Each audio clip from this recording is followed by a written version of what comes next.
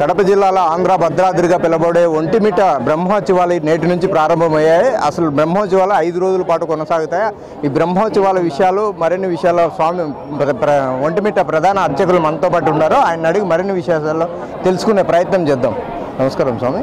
ఈ నేటి నుంచి కోదండరామస్వామి బ్రహ్మోత్సవాలు ప్రారంభమవుతున్నాయి.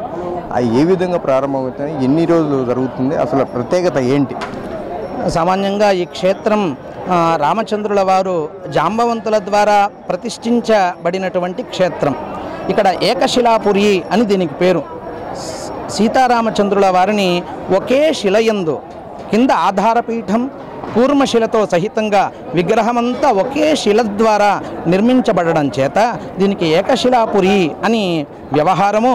ఇటువంటి క్షేత్రము చాలా అత్యుత్కృష్టమైనటువంటి మహాత్ముల చేత అన్నమాచార్యాది వాగ్గేయకారుల చేత కీర్తించబడినటువంటి క్షేత్రం.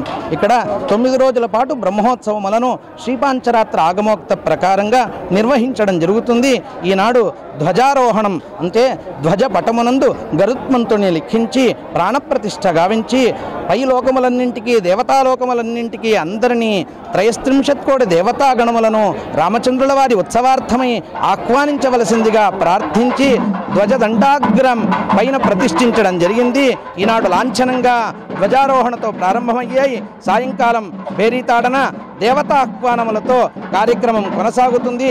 నిత్యము ఆ దేవతలకు సంబంధించినటువంటి హోమములు ఉంటాయి. స్వామివారికి విశేష వాహన సేవలుండి 6వ రోజు సాయంకాలం అనగా 22వ తేదీ సాయంకాలం సీతారామ కళ్యాణం అత్యంత వైభవంగా జరుగుతుంది. చంద్రోదయ కాలంలో స్వామివారి కళ్యాణం అత్యంత కమనీయం. అటువంటి రామచంద్రుల వారి యొక్క కళ్యాణ మహోత్సవం మరుసటి రోజు పూర్ణిమ నాడు ఆ యొక్క రథోత్సవం విశేషంగా ఇక్కడ జరపబడతాయి. చివరి రోజు శ్రీపుష్పయాగంతో ఈ కార్యక్రమాలు మనకు పూర్తి అవుతాయి. నేటి నుంచి 5 రోజుల పాటు కొనసాగే శ్రీ కడప జిల్లాలోని కోదండరామస్వామి బ్రహ్మోత్సవాలు 22వ తేదీ కళ్యాణంతో ముగించనున్నట్టు తెలియజేస్తున్న ప్రభుజారి. కెమెరా పర్సన్ సుదర్శన్తో మధు, బిగ్ టీవీ, ఒంటిమిట్ట దేవాలయం నుండి.